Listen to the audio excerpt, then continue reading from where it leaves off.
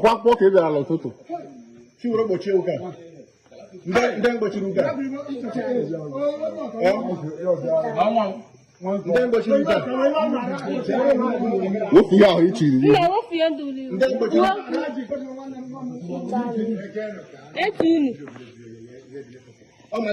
Some people wey call themselves teacher, some of them need another teacher wey go dey teach them some certain things.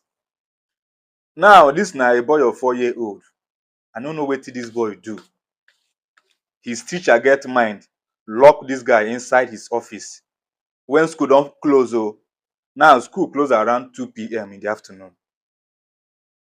The parents of this boy started looking for this boy since that 2 p.m. Now around 10 p.m. in the evening, in the night, now they finally find this boy inside his teacher's office. Only God know what this boy go do. He go give that teacher mind to do this thing to someone's child. This thing is going to happen for Oji River in Enugu State. I want to watch the video and see things for yourself. Thank you.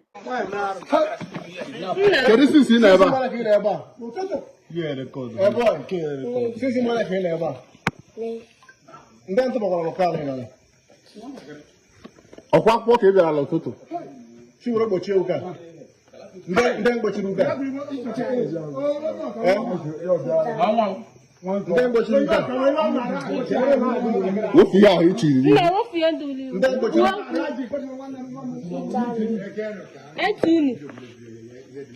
ọ malịla ha wee gbochie ihe arahụ ụra mgbe ọ kpọchiri o nyere punishment ndị ihe o ji kpọchie ụka ndị ihe mere ọchụ sekpuru ya nya kpọchie since ya ihe makụ na ndị ihe makụ na 8 gịnị to 9 or to 10 to 10 p.m. Kanti machiri wala ka classroom akwụkwọ bịara by 7 a.m. nke ụtụtụ anti mkpọchiri na Central School Enugu Akwachi ndị agha dị anti ime agha anti primary gịnị ka ya anụ primary 1 school ole we have Central School kwa school ụlọ Central School Enugu Akwachi Central School Enugu Akwachi ndị agha Chidera. Thank you. Chidera wow. It's okay. Chidera wow. She Bible. Oh, ya la yo. Maybe she Bible. Akukara. Atu we. Oye, we what is it? Begin can. Pa ko do very. But follow me.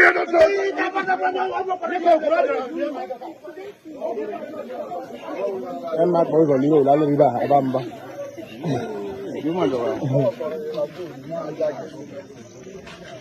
What I could do when 6 years old now. Then when I and they hire cover away. How are you? Ah, bon, no,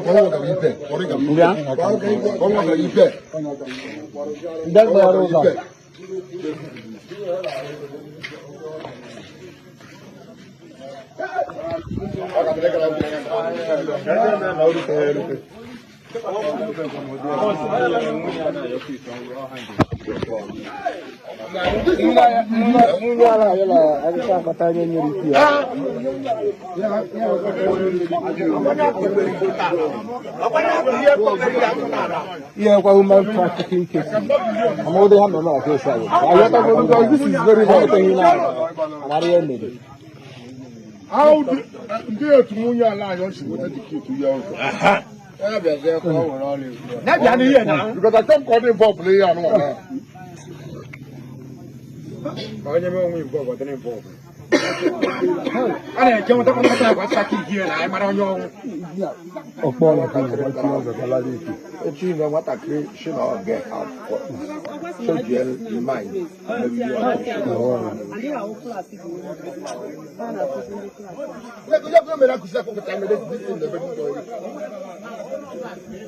Oh, you want this woman? Oh, you go like you are the with some mission to Sareba. So, that's not where we shop. I also see. Ah, do it issue. What take it? Okay, I see. So that's it. Thank you. My God is good. Only see two. Now I drink a class, yeah. Then I see to be there. Also, throw of them behind the Okay, you mean the whole of the leg Jajaro okay, yeah. and Dr. Hedra. Come on. Man, I machine at the That's good. I'm going to get you. Everyone about this. We should turn back and match back. Or robot has in it. Operational assist. Assist the chicken. Yama chicken. They will assist you in motoriki. That's what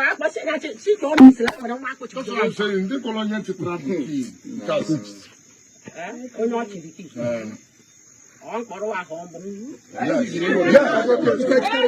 fact, will I get out of school? Madame,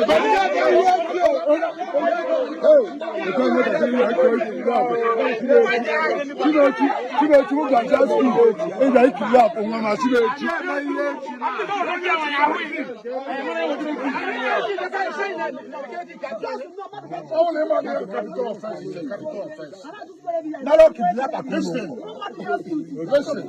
I got a man about this type of thing. Men will have an official report for it. If not for any other thing, they're not going to be a community level. Even if I'm not going to report to the police, I'm not there to the community level. It is certain. And when Abuja was to leave the school, I will like that. I will personally organize the youth.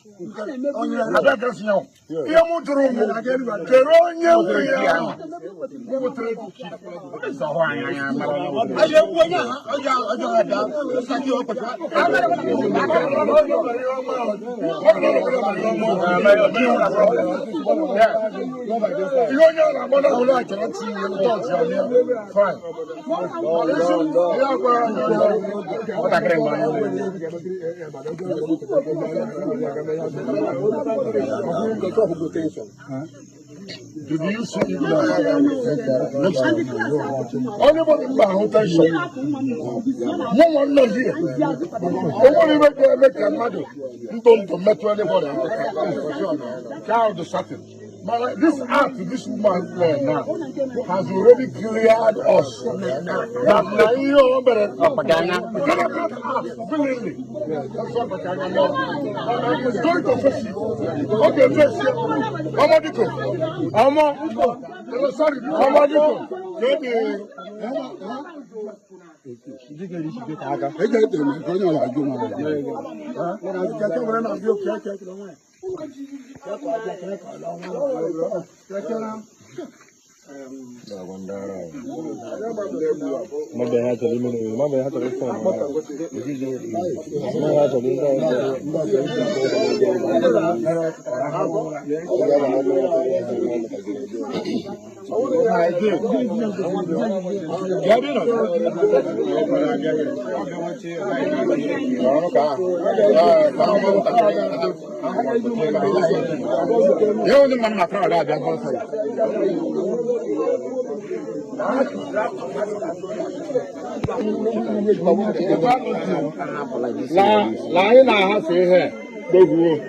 does not mean that we cannot call a spade. That's fine. We must call a spade. You understand? More personally, I demanded for checkup for this child. All the certain, we must go for checkup. Thank God, you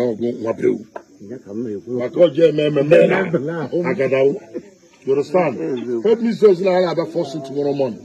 More of your official report to the government. Most I know on one condition. And at that condition, this woman must be brought to book. And she must be punishable to this act. Neither by one way or the other. She must be punishable. You understand? As a PTA chairman, I'm not working now.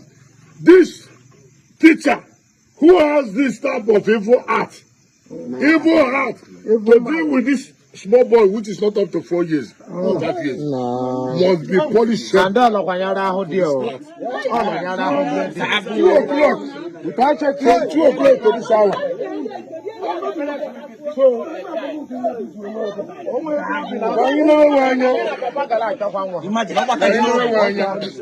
I will hold up my pen. I will hold up my throat until tomorrow morning.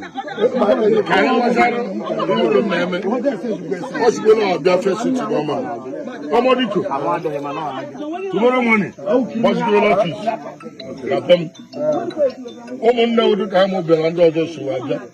because everybody must hear this. Even the community must know this.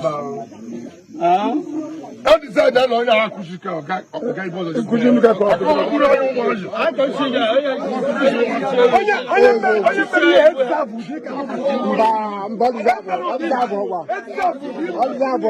No second chance. No second chance. No second chance.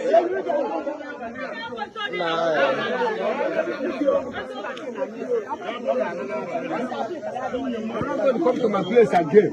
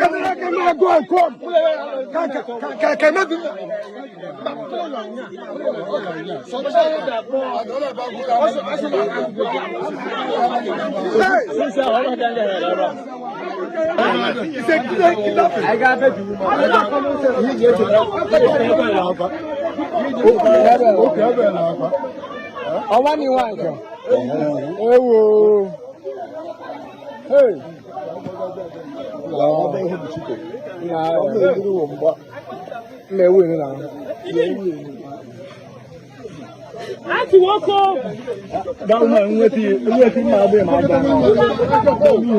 na ulu wa ulu ni yori